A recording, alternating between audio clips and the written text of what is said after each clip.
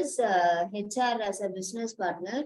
What is the table of content is contribution of HR from business perspective, review and analysis business unit data, employee budgeting, manpower planning, workforce succession planning, career, architecture program and skill assessment, attrition issue and control.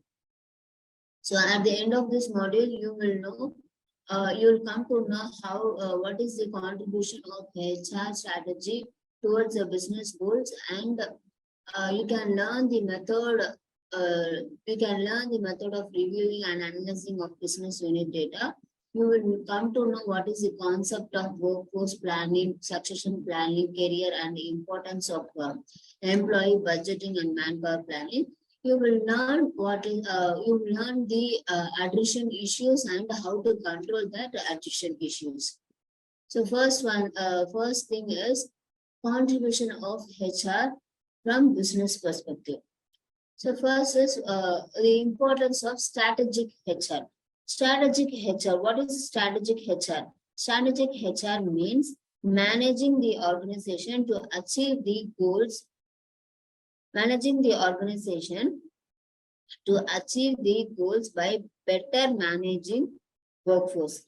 So it determines the overall mission and objectives of the organization. So it makes the maximum, it makes the optimum utilization of resources. It may, that is the manpower or other resources like skills and knowledge. HR will develop and execute the plan for producing the better results. So that is called as strategic HR. So that is the importance of strategic HR. Strategic HR makes decision that defines the overall mission and objectives of the organization. It determines the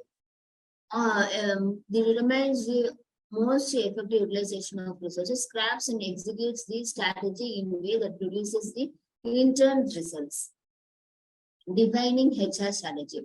Corporate strategy, local business context, input from management, team and other leaders, corporate HR diagnostic survey of senior business leaders and HR leaders. So now we will see what is corporate strategy, local business context, input from management, team and other business leaders, corporate HR diagnostic survey of senior business leaders and HR leaders. Okay, corporate strategy. Corporate strategy means it is a long-term plan that outlines the clear goals of the company, local business that outlines the clear goals of the company. That is called as corporate strategy. Corporate strategy means it is the long-term plan that outlines the clear goals of the organization. Next, local business context. A company providing goods and service to the local population is called local business context. Input from management team and other business leaders means collecting input from various teams in the organization and other business leaders. Corporate HR diagnostic survey of senior business leaders and HR leaders means incorporating the survey method of senior business leaders and HR leaders. So these are all the HR strategy. These are all the HR strategy where the HR can contribute towards the business organization. Effective benefit of HR strategy. It increases the revenue, improve customer satisfaction, improve quality, increases productivity, reduce cost, reduce cycle time, increase market capitalization. So, economic benefits.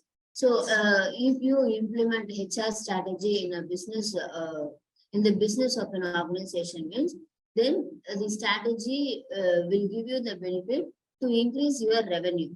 So, to increase your profit, you can utilize the HR strategy. It also contributes towards the improvement in customer satisfaction. So if you implement some HR strategies in your organization, it improves the Customer satisfaction. If you are a customer-oriented business means, then it will improve the customer satisfaction. Next, it will improve the quality of the business. It will also increases the productivity of business by reducing the cost and the time.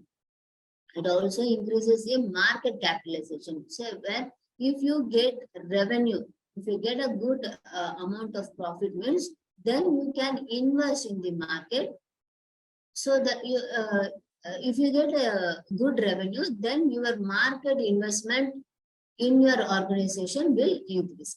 So the shareholders or the stakeholders, they will invest in your organization, which means it will increases your market capitalization.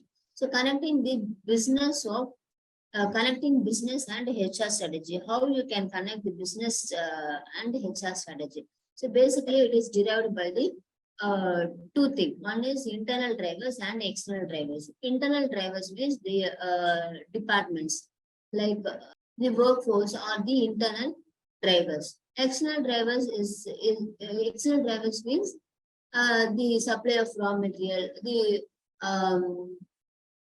supply of raw materials and the clients. They are the external drivers. So the things which you are getting from the third parties, they are the external drivers. Say for example, if in your organization your recruitment that is you are depending on third party or you are depending on some consultancy, recruitment consultancy firm, means that they are called as external drivers.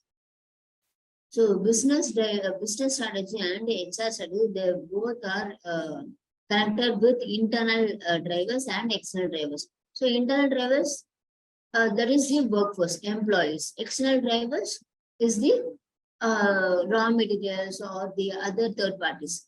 So they both are connected with business strategy and HR strategy. So this business strategy will lead to HR strategy. HR strategy, they will give, if you implement HR strategy in your organization, it will lead to the business plan, then implementation, and you need continuous monitor continuous monitor to attain the goals and objectives of the organization. Its contribution of HR strategy on organizational growth. So what is the contribution of HR strategy in the growth of an organization? Develop the culture, capability, and environment to support a performance-driven organization. Attract, retain, and develop talent to support the achievement of organizations' long-term objectives. Engage with the employees to enhance their contribution to organizational growth. So these are all the contribution of HR. HR strategy. These are the contribution from the HR for the organizational growth. The first one is develop culture, capability, and environment to support a performance-driven organization. HR has to plan a culture and environment that supports the performance of the employees. So performance of the employees, ultimately, if the performance of the employee increases, means the performance of the organization will also increase. Next, attract, retain, and develop talent to support the achievement of the organization's long-term goal. So the HR department has to recruit and they have to plan to retain their employees to improve the existing talent to achieve the goals and organization. They have to increase the talents of the existing employees to achieve the goals and organization. Next, engage with the employees to enhance their contribution to organizational goals. Employee engagement is very important in an organization. So through that employee engagement program, an organization can improve their contribution of the employees towards the organizational goals. Next is key HR practices. What are the key HR practices for the business development or organizational growth? First is the recruitment and selection. The following HR practices are aligned to organizational objectives. Recruitment and selection, training and career development, performance management, reward, change management, retention. So these are all the key HR practices. So we will see one by one what are all the key HR practices and its explanation. First is the recruitment and selection. Communicate strong employer brand in recruitment campaigns. Target recruitment of talents to diverse labor market. Key focus on graduate scheme. Build manager capability to identify and select talents. Deploy relevant selection or assessment tools to test for organizational skills. Explore electronic sorting of applications to a more efficient shortlisting. So recruitment and selection, it means as a HR of the organization, you have to impress the candidate by strongly communicating the employer brand, and you need to focus on graduate employee. You have to help the manager to develop their capability to identify the right talent in the market. As a HR of the organization, you have to recruit right talent from the market. From the labor market, you have to recruit the right talent, not the person. You have to recruit the right talent from the market. Various softwares are also available, and you can apply those softwares to test the skills and knowledges of the candidates that are suitable for your organization.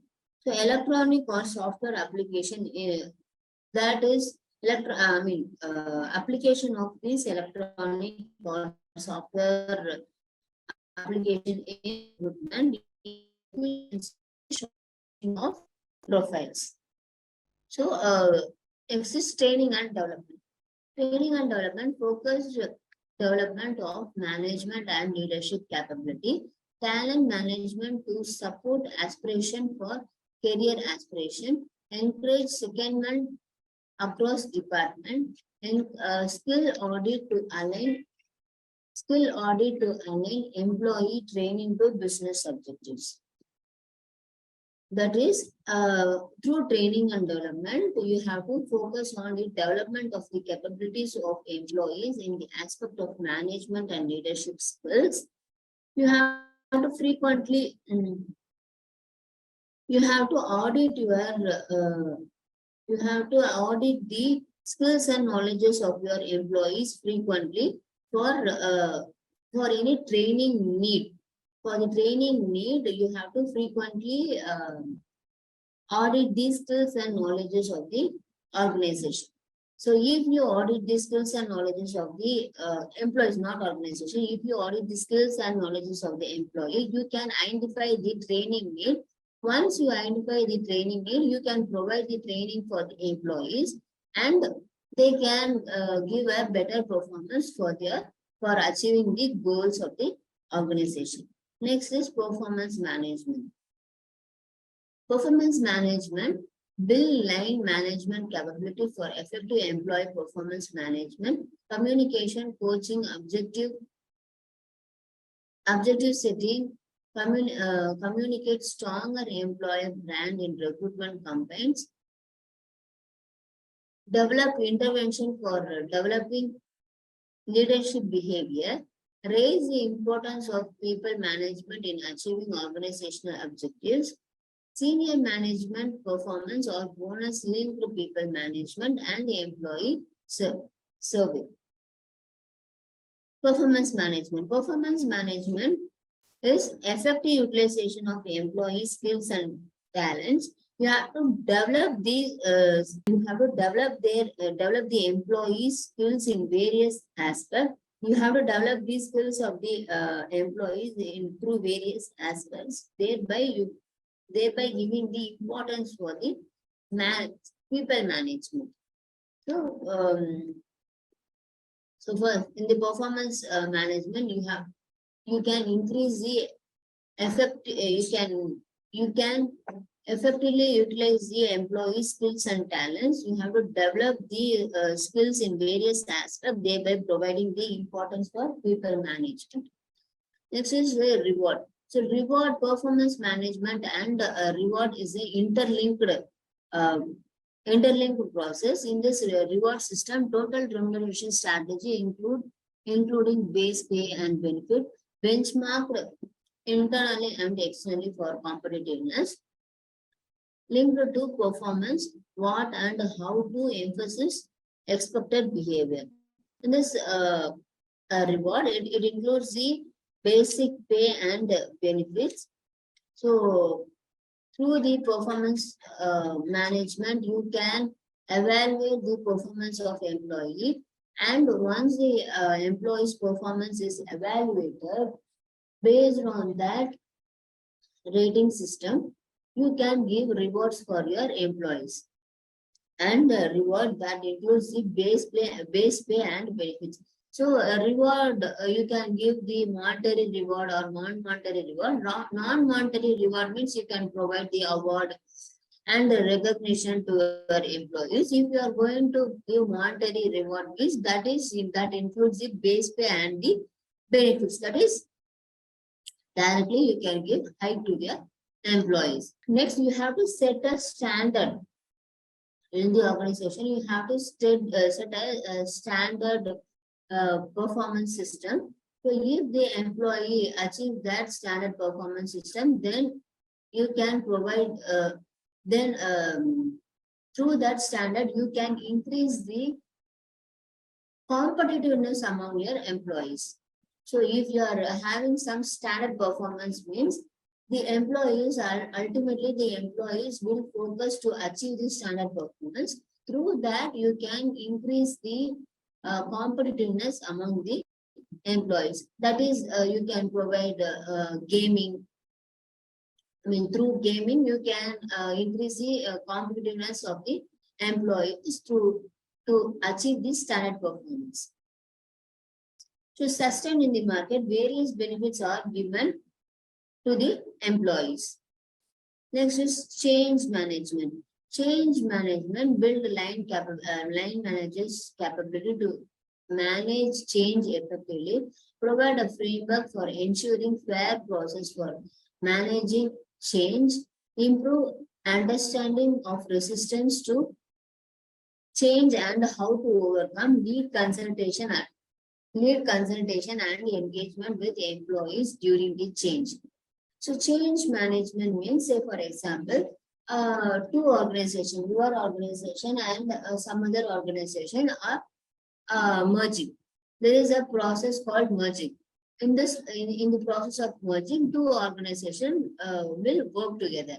A competitive organization like A is the organization which is giving better performance than B. B is having a lower performance than A, means then B can acquire the A can acquire the B company, so that they both can work. So they both A and B, they are merged into a single company and they can work for the profit of the business. So that is called as the merger and amalgamation.